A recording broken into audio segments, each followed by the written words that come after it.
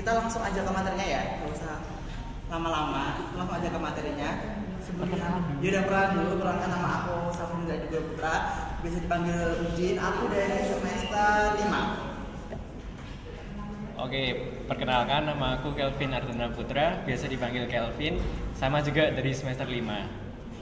Oke, sebelumnya kan kemarin AKM 1 kayaknya sama aku kan? AKM 1. Sekarang AKM 2 nanti sama Mas Kelvin, tapi tak bantu dari aku. Sama Sudin juga. Oke, next. Mungkin soalnya bisa dikirim ke grup.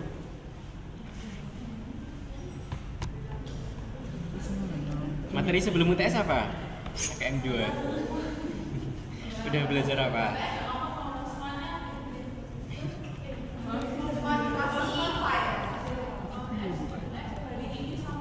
Balik gitu.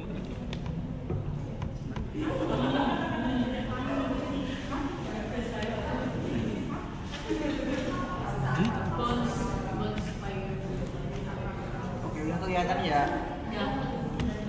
Nggak bisa di sebentar. Itu soal dari tahun kemarin ya, itu dari tahunku kemarin. Biasanya kurang lebih sama kok, dari tahun ke tahun itu soalnya hampir sama.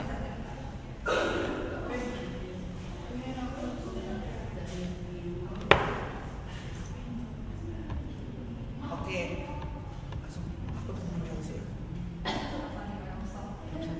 Nah, soalnya udah dikirim.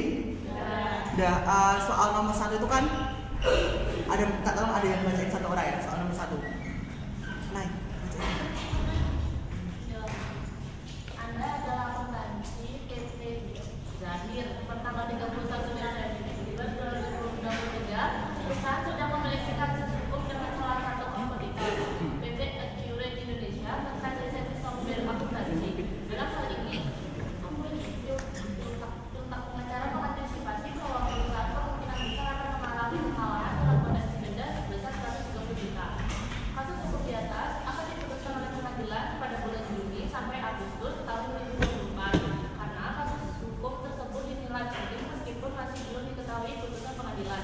Manajer akuntansi PT Zahir menyarankan untuk mengungkapkan kasus hukum tersebut ke dalam catatan atas laporan keuangan 31 Desember 2023. Pertanyaan, sebagai akuntan PT Zahir, apakah Anda setuju dengan saran manajer akuntansi? Berikan langsung. Nah, buat ini itu kan masuknya ke teori.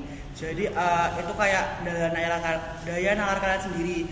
Kalau jawaban aku dulu itu, aku memutuskan untuk segera mengungkapkan keadaan itu di CALK. Soalnya melihat juga dari kerugian yang akan didapatkan dan denda yang akan didapatkan juga. Jadi sebaiknya buat ini tuh segera dilaporkan di CALK di tanggal 31 Desember 2023 untuk mengatasi denda yang akan dibayarkan juga. Apabila ternyata di pengadilan itu juga terbukti tidak benar, maka denda itu tidak dibayar, tapi kan buat itunya udah diakumulasi atau udah dicatat di CALK-nya. Jadi saran aku buat ini tuh dilaporkan dulu di CALK tanggal 31 Desember untuk memperingankan juga di denda nanti. Nanti kalau misalkan nggak jadi itu nanti dihapus. Ya. Soalnya itu materi ini tuh teori sebenarnya, teori awal-awal banget. Jadi keputusan dari kalian sebagai manajer gimana buat kasus tersebut. Jadi mungkin nanti persepsi dari setiap satu orang ke orang itu bakal beda-beda buat nyimpulin pertanyaan ini gitu. Kita langsung masuk ke hitungannya aja ya.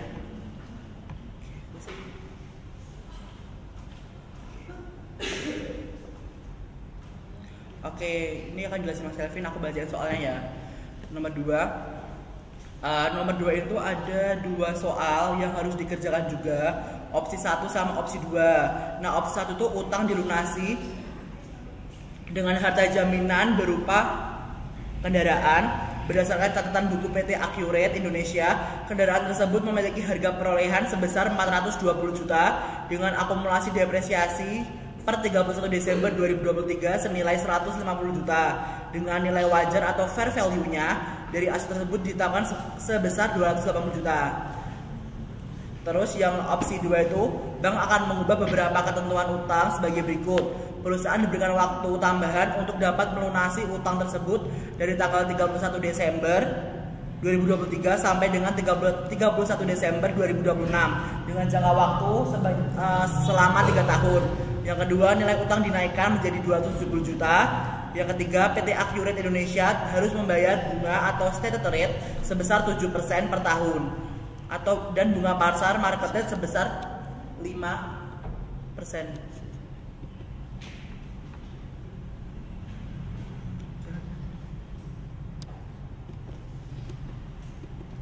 Nah, terus instruksinya yang pertama itu buatlah jurnal untuk masing-masing opsi. Jadi buat opsi 1 sama opsi 2 itu harus dikerjakan semua. Terus yang kedua itu siapkan tabel amortisasi untuk opsi 2. Terus sebagai akuntan di PT Accurate Indonesia, Anda diminta untuk memberikan saran opsi mana yang harus dipilih, saran apa yang akan Anda berikan yang menguntungkan opsi 1 atau opsi 2. Yang belakang kelihatan atau kurang Pak Zoom? Mungkin kalau di soalnya bisa dilihat dari grup aja ya. Jadi di sini itu ada kasus PT Accurate itu dia memiliki utang ke bank sebesar 250 juta. Kemudian dia itu diberikan dua opsi. Yang pertama itu dia melunasi dengan jaminan kendaraan. Kemudian opsi 2 itu dia melunasi tapi dengan catatan diberikan kelonggaran waktu dan juga ditambah nilai utangnya menjadi 270 juta.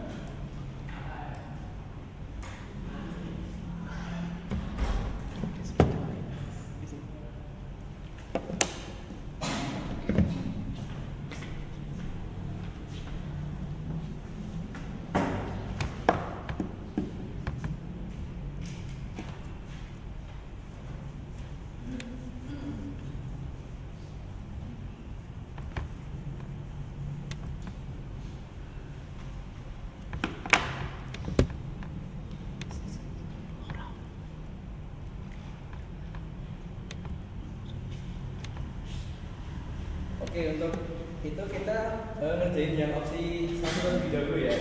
Itu kan akan dilunasi dengan harga jaminan berupa kendaraan. Berdasarkan catatan buku PT Accurate Indonesia, kendaraan tersebut memiliki harga perolehan sebesar 420 juta. Berarti diketahui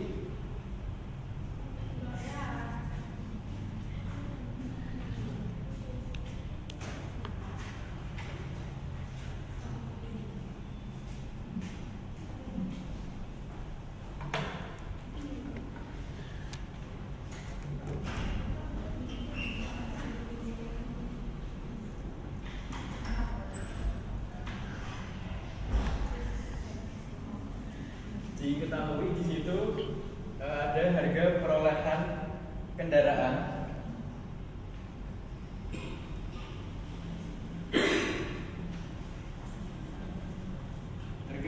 sebesar 420 juta.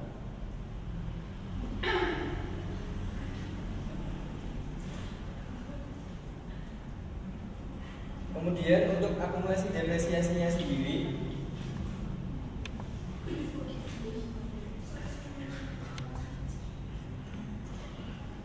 sebesar 150 juta. Jadi dari sini kita bisa mencari untuk nilai bukunya. Untuk hitung nilai buku yaitu harga perolehan dikurangi akumulasi depresiasi. Jadi sebesar 270 juta untuk nilai bukunya.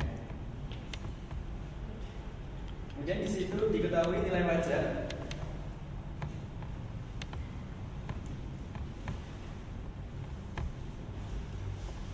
sebesar 280 juta. Jadi nilai wajar itu gampangnya kayak harga di pasaran. Jadi kan kita mau cari kendaraan.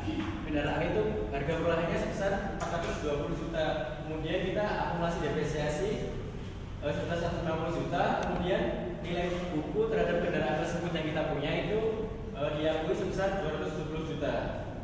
Sedangkan harga pasarannya itu 280 juta. Berarti nanti kita dapat untung 10 juta. Nih, jadi gampangnya ini udah disingkatin sebenarnya.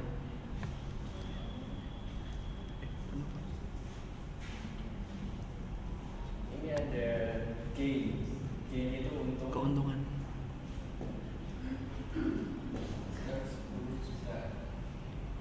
Tahu kan gainnya dapatnya dari mana? Gini, kan itu kan diketahui harga perolehan dari kendaraannya kan 420.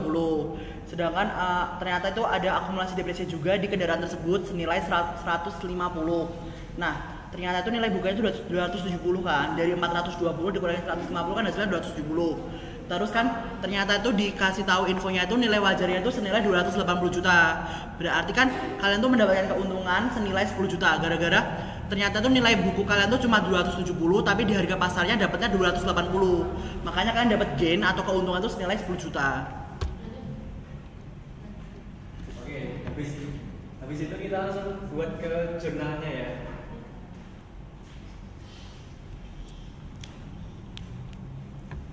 Untuk jurnalnya yang pertama itu ada notes payable.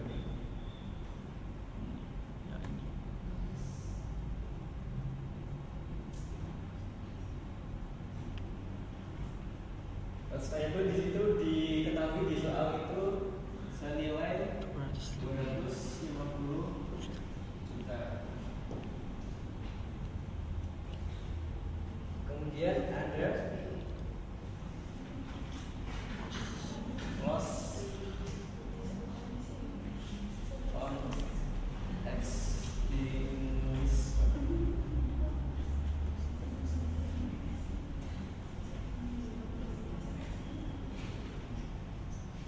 Ada yang tahu nggak loss on extinguishment itu apa? Jadi loss on extinguishment itu kayak rugi dari sebuah pertukaran jaminan utang tadi. Jadi kan nilai wajarnya tadi kan 280. Padahal kita utangnya ke bank itu cuma 250 juta. Jadinya kita rugi sebesar 30 juta.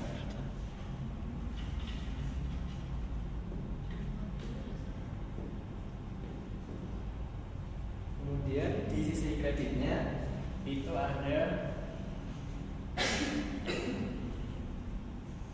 vehicle atau kendaraan. Kendaraan itu pakainya nilai buku. Nilai bukunya 270.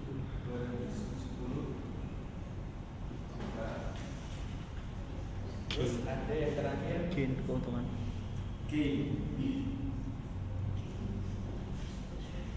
gain on disposal. Itu didapat dari nilai wajar dikurangi nilai buku. Itu sebesar 10 juta. Soalnya nggak Inggris. Ada yang ditanya ini? Beneran? Ya aku mau tanya dulu, ini dosennya siapa rata-rata? Ada yang dapat Pak Rahmadi nggak? Kayak ini aja kan? Iya kan? Pak Triano pakai Excel nggak? Saranku aja ya. Kamu kan ada Pak Triano. Belajar dari materinya Pak Triano aja. Soalnya nanti pilar utama di Pak Triano kalau ada Pak Triano.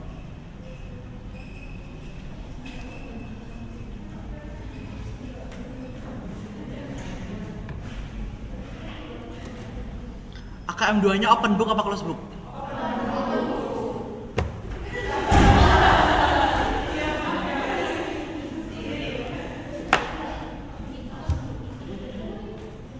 Udah, kita lanjut ke opsi dulu ya. Aku close. Malik. Gak bisa diedit gimana? Excelnya ke protect. Excelnya ke protect, nggak bisa diedit. Ke protect soalnya Excelnya nggak bisa diedit. Ke protect soalnya. Ini dari soal. Not soal. Banknya 250 juta. Nggak bisa ke protect. Oke, kita lanjut ke Buka ulang ya. Di opsi 2 itu diberikan opsi untuk kelonggaran lunasi utang tapi dinaikkan nilai utangnya menjadi 270 juta.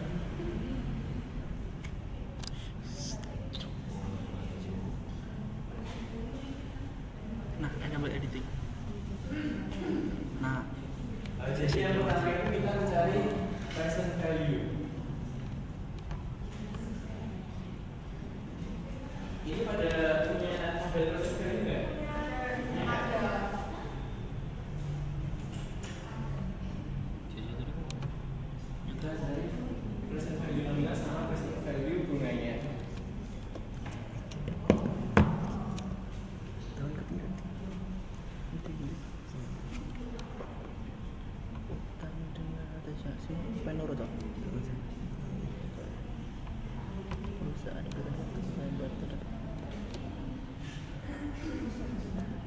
soalnya saya dulu coba deh. Jadi kalau kita lihat tabel present value itu yang dilihat market rate-nya atau bunga pasarnya. Kan di situ pasti ada bunga pasar, market rate sama stated rate-nya. Cuma ditarik 3 tahun toh. 3 tahun toh. 3 tahun. 3 tahun. 3 tahun naruh berapa persen? Oh, ini toh. Oh, ini 5%. Ini berarti pakai Oh iya 3 tahun. 3 tahun tetap 5%. Iya benar.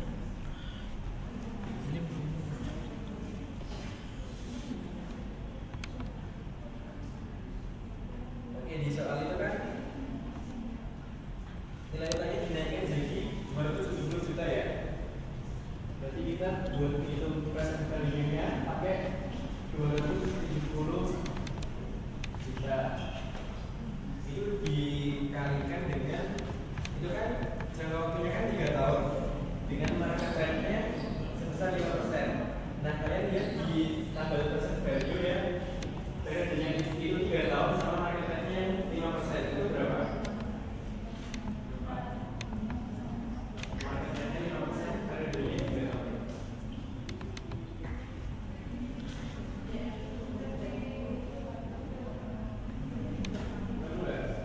Berapa? Dapatnya tuh 0,6 PV nih sih toh. 0,864. Nah, kalau di soal kan di kertas kan pasti kan 0,863 kan. Itu dibulatin 0,864. Dibulatin jadi 0,864. Ke atas sih. Tergantung sih. Kalau dulu aku ngerjain biar enak kan itu akannya banyak banget kan belakang. Itu tak buat langsung 864. Gak usah. Ya udah nggak. Soalnya kalau Pak Triyono setahu aku nggak dikasih tabel tapi disuruh ngitung manual. Ya udah. Tergantung. Jadi 270 juta dikalikan dengan 0,864 itu didapat dari tabel present value ya. Dan bisa kan nanya? Mungkin bisa dibantu itu hasilnya berapa? Ini loh ini udah. Ini berapa?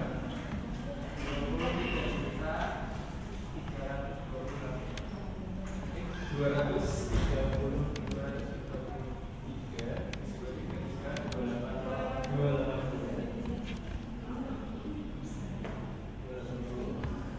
ini udah ketemu buat PV nominalnya. Kemudian buat nyari PV bunganya itu pakai yang dari PV nominal ini dikalikan dengan stated rate-nya. Itu stated rate-nya 7%. Berarti 270 juta dikalikan 7%. Ketemunya itu 18 juta 900. 7%. Aku tulis di sini aja. 270 juta dikalikan 7%. Kalau di sini itu pakai yang stated rate. Hasilnya 18 juta 900. Di situ sama juga dikalikan dengan tabel di present value tapi yang di bagian annuity. Biasanya di bagian tabel itu kan ada 2 tabel, yang atas sama yang bawah. Kalau yang atas itu buat nyari tabel yang atas, kalau yang bawah ini tabelnya yang bawah juga yang annuity. Itu sama juga, periodenya 3 tahun, terus market rate-nya 5%. Coba kalian cari itu berapa hasilnya? 2 ya 2,73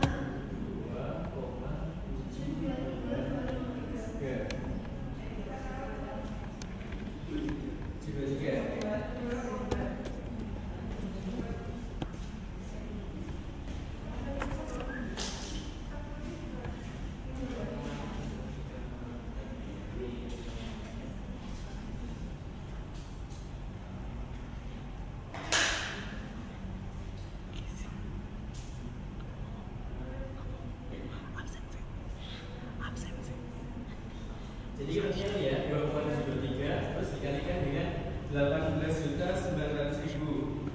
Katanya berapa? 51. Ya.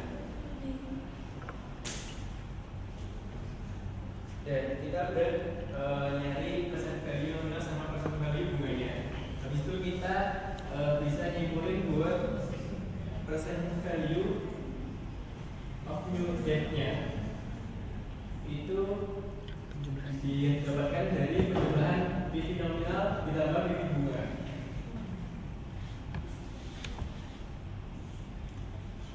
Jadi hasil penjumlahan dari ini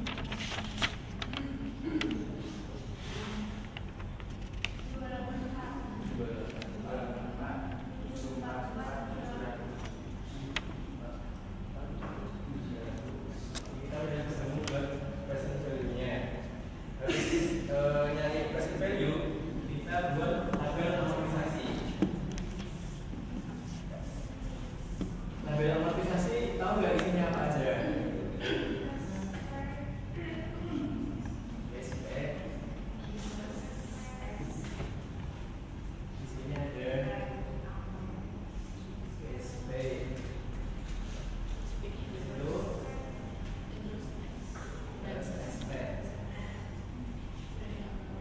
Kas dibayar, beban bunga, premi, nilai buku. itu ada akumulasi diskon. Akumulasi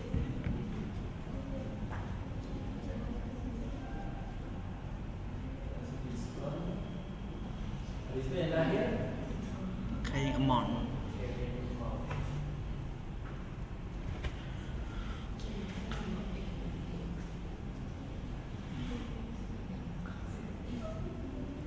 Oke. Yang pertama itu kita isi buat yang di carrying amount terlebih dahulu ya. Isinya itu yang kita dapatkan untuk menghitung PV-nya. Jadi hasil dari PV kita masukkan ke carrying amount yang pertama yaitu 284.744.700. Jadi nanti kan ada jangka waktunya kan ada 3 tahun.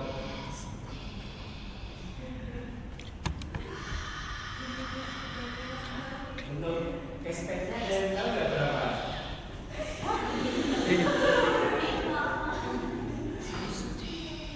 Tidak mungkin. Tolong Malik. Oh, nggak tahu.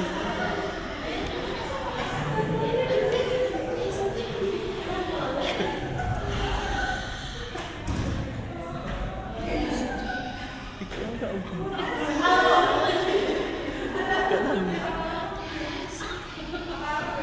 Kok mungkin?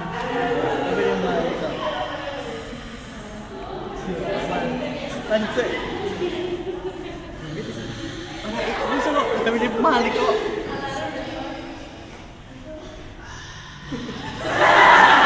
Oh betul.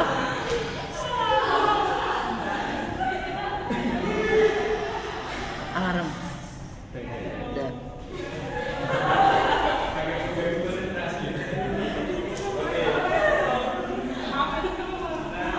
Lanjut buat nyari cashback-nya. Ada yang tahu nggak nyari cashback-nya gimana? Kayaknya gimana? Cashback, hasil terimanya. dari bunganya. Dari bunganya. Ini dikali sama standar rate-nya.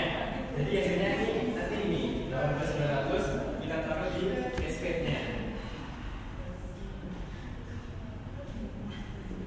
Jadi kalau cashback itu nyarinya yang ini dari PV bunga ini dikali dengan standar rate-nya. Terus kalau interest expense-nya ini kita nyarinya carrying amount ini dikali sama market rate-nya. Market rate-nya nanti kan 5%.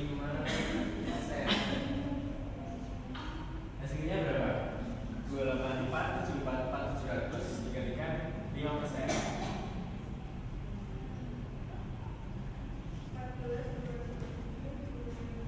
Ya, 14. 235. 235.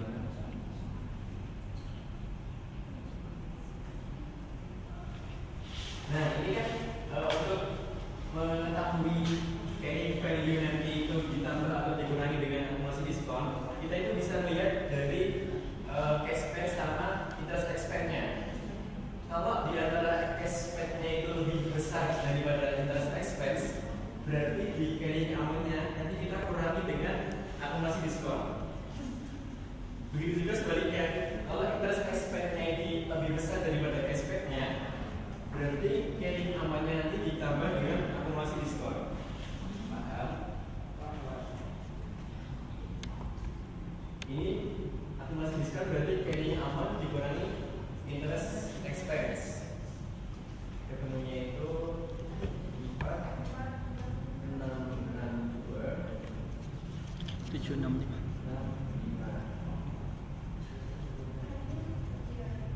Ini harusnya agak bawah yang ini. Ini kayak yang di tabel. Terus habis itu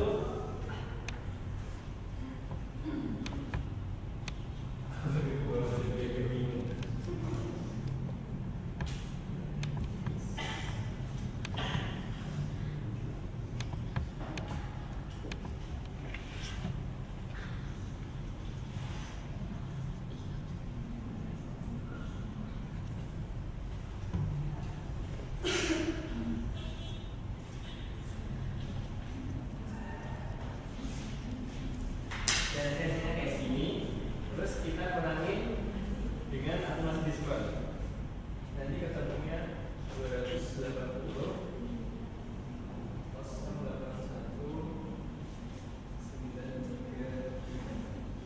Jadi nanti kayak gitu seterusnya teman-teman sampai ini itu 3 kali. Kan jangka waktunya itu 3 tahun.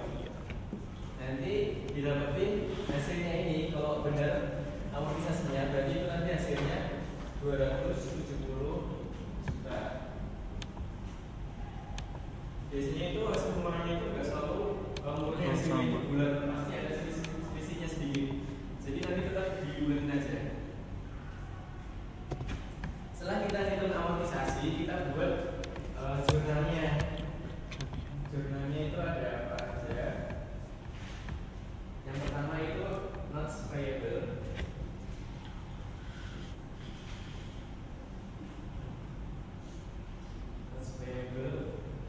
Atau utang yang lama.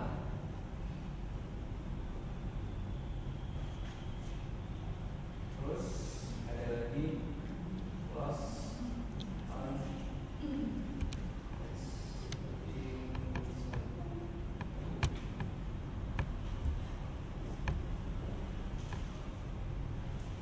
sama di sisi kreditnya itu ada payable.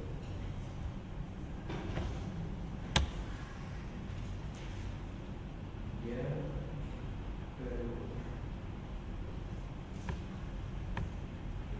utang lamanya itu tadi kan 250 juta ya.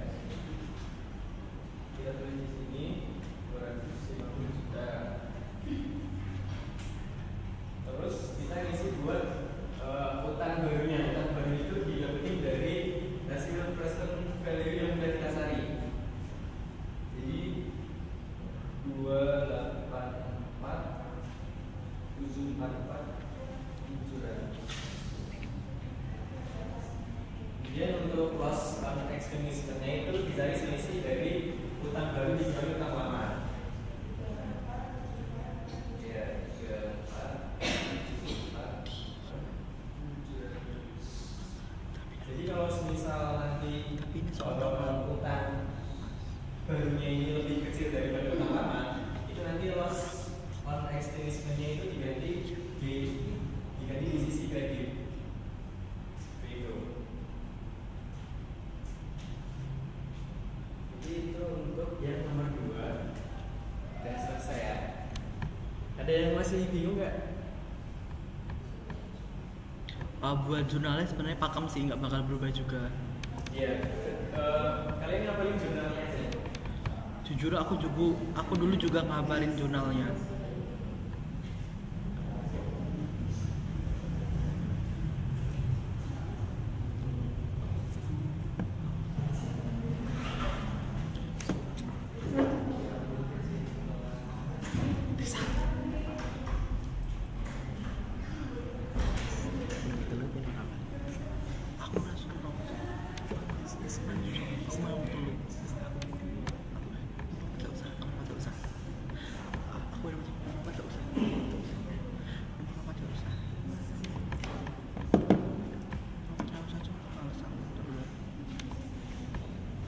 Oke, lanjut ke nomor 3 ya teman-teman. Oke, buat nomor 3 langsung aja. Ini nomor 3 itu kita main di saham aja sebenarnya. Soalnya aku baca nih ya, per 1 Januari 2023 Snowflake mencatat saldo saham biasa sebesar 100 dolar, 100 ribu dolar, laba ditahan sebesar 250 ribu dolar, dan agio saham seri premium saham sebesar ini seharusnya 1 juta ya, 1 juta. Terus pada tanggal 1 Februari 2023 Snowflake menerbitkan 200 ribu lembar saham biasa dengan nilai par 1 dolar pada harga pasar 12 dolar. Pada 1 Oktober Snowflake menarik kembali 30 ribu saham yang sudah beredar tersebut pada harga 15 per saham. Lalu pada tanggal 14 Oktober Snowflake menjual lagi 8.000 saham treasury-nya atau saham yang udah ditarik senilai 25 per saham. Terus Snowflake kembali melepas sahamnya sebanyak 2.000 lembar pada harga 12 per saham di tanggal 20 Oktober. Terus di akhir bulan perusahaan menjual saham treasury-nya sebanyak 250 pada harga 10 dolar per sahamnya. Terus ini instruksinya cuma disuruh 2, yaitu buatlah jurnal untuk mencatat semua transaksi di atas sama buatlah laporan posisi keuangannya. Ini langsung aja buat jurnalnya. Tapi sebelumnya itu kita terus aja diketahui aja, kayak diketahui share capital ordinary balance-nya senilai 100 ribu itu yaitu saldo saham biasanya. Terus return earnings itu laba ditahan, sedangkan share premium itu agio sahamnya. Langsung lanjut ke jurnal 1 Februari. Nah, 1 Februari dilihat ya, 1 Februari itu kan Snowflake itu menerbitkan saham dengan saham yang diterbitkan itu 200 ribu lembar dengan nilai parnya itu 1 dengan harga pasar 12 kan ya. Buat jurnalnya ini tuh pakem semua. Ini udah pakem jadi nggak bakal berubah. Nggak kelihatan ya? Bentar. Sebelumnya kalian tahu arti saham treasury nggak? Iya. Benar. Iya, betul. Sip, benar. Nah, ini buat jurnalnya pakem ya. Jadi langsung aja mana ya? Ini. Share kemudian 200. Oke. Benar. 12 Februari.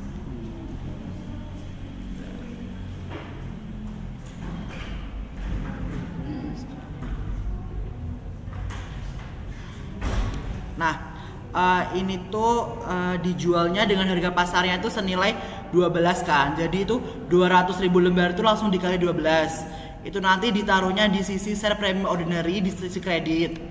Setelah itu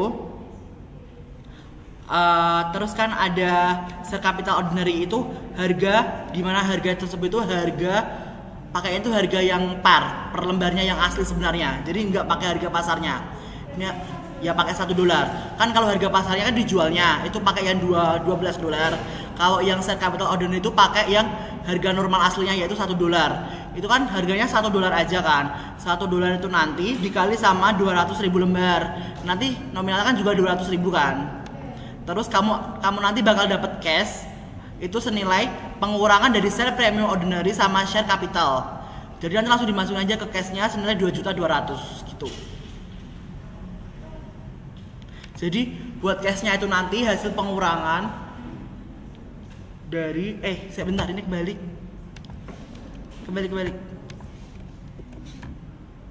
Nah,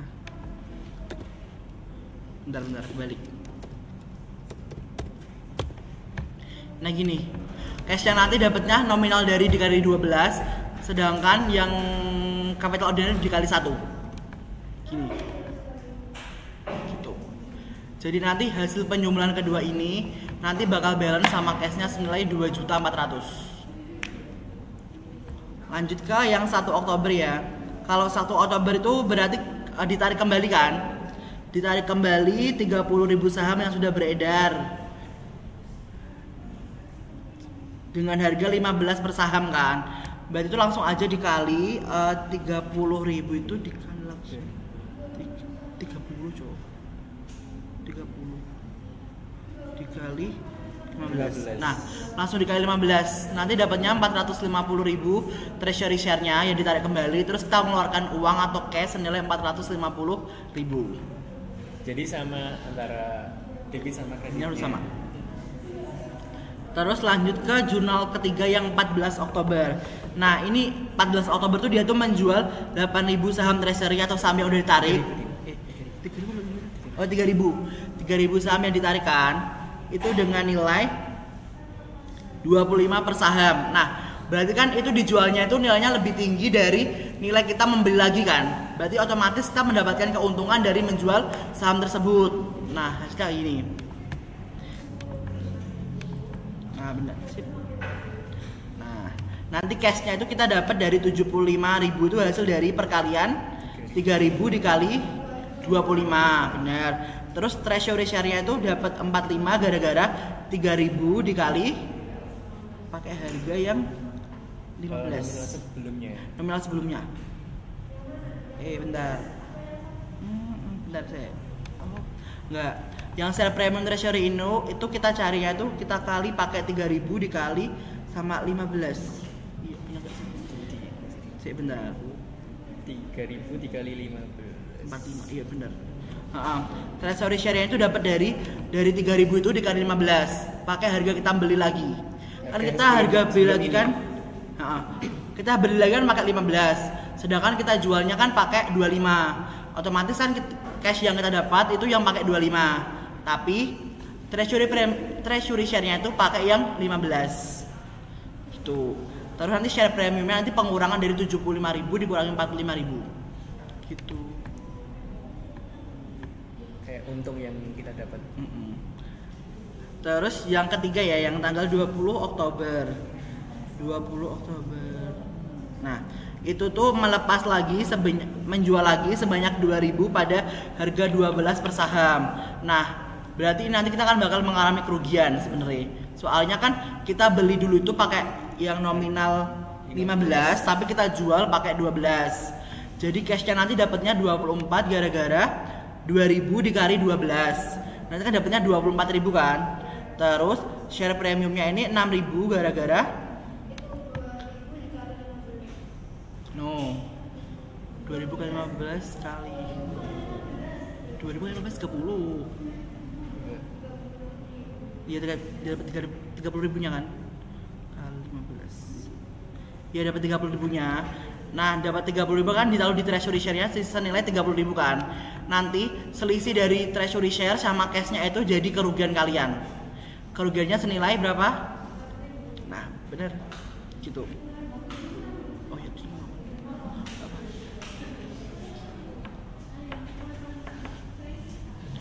iya pakai selisih. Oh, kemana?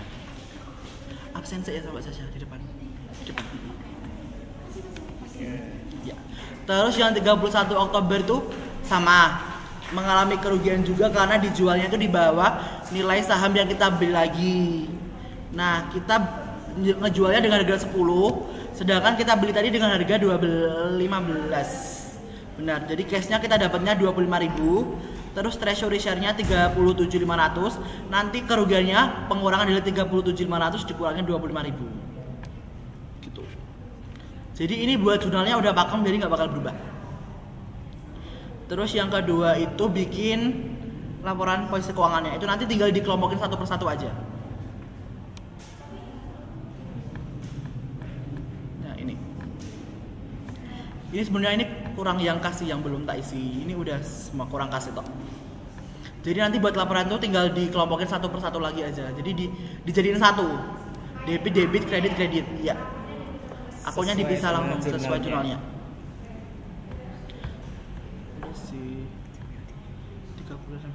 Sampai sini ada yang ditanyain?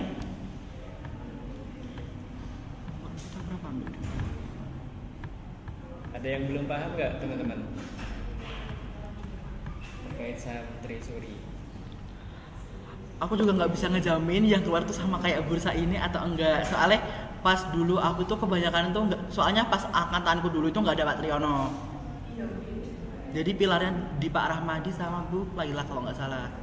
Tapi kan ini Bu Nadia. Kan kalau ini kan ada Pak Triyono. Nggak tahu deh itu.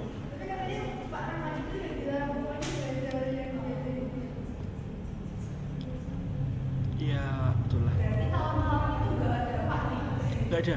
Pak Tri ngulang kalian di AKM 1. AKM 1. Dan tahun ini kan open book, tahunku nggak open book soalnya. Bener-bener nggak open book. Tahun ini UTS-nya apa? Semua UTS mereka open book coy. Nggak tahu nanti. Saya juga nggak tahu.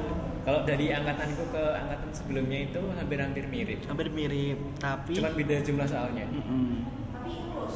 Close. Kok dulu semua Jadi close. harus ngapalin jurnalnya. Dari akuntansi dasar, AKM 1, AKM 2 close semua. Kalau kayak gini jurnalnya gimana? Kalau kalian kan open toh. Enak. Nah, itu. Makanya itu mungkin nek saranku kalau ada Pak Triyono ikut kelasnya Pak Triyono bae. Yang kelasnya Pak Triyono pakai bahasa Indonesia.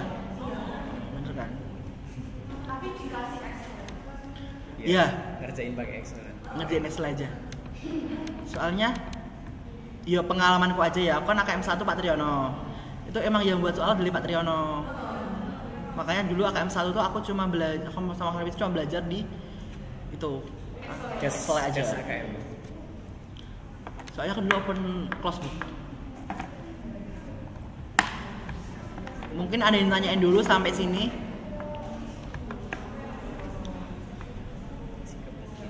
Gak usah dibahas lah. Enggak sama sekali pas AKM 2 kan aku AKM 2, kamu AKM 1 kan. Itu enggak ngajar aku sama sekali. Yang ngajar aku Pak Rahmadi. Udah tuh.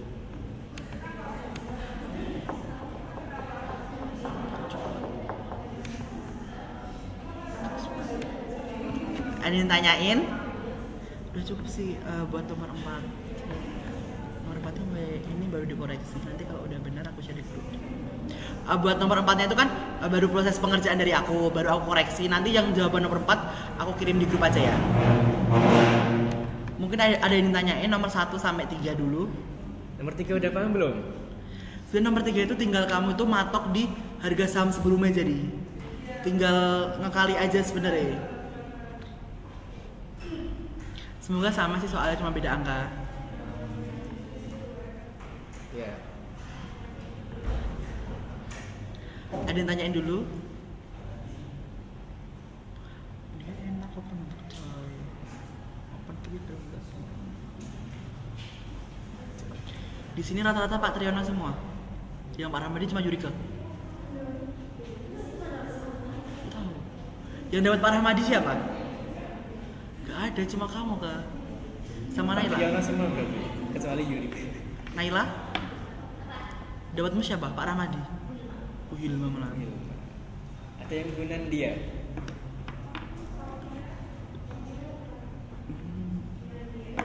Pak Triyono yang kelas atas.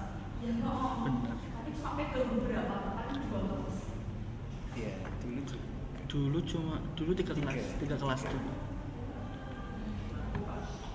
Pak Rahmadi enak.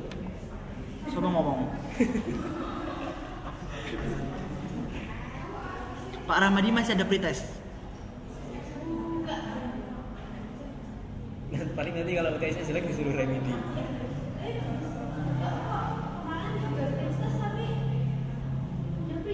Gak menjamin. Aku lo bisa ngerjain semua. Dendam aku. Bisa. Udah sih. Aku banget kelingan. Ada yang tanya lagi? Kalau nggak ada, aku cukupkan sampai di sini soalnya aku ada kelas. Aku cukupkan asistensi pada sore hari ini. Kalau ada yang ditanya nanti bisa chat di grup, bisa chat nomorku atau nomor Mas Kelvin. Nanti tak jawab. Buat jawaban nanti dikirim sama panitia. Oke, aku cukupkan. Aku akhiri kata. Apabila ada salah kata mohon dimaafkan. Wassalamualaikum warahmatullahi wabarakatuh.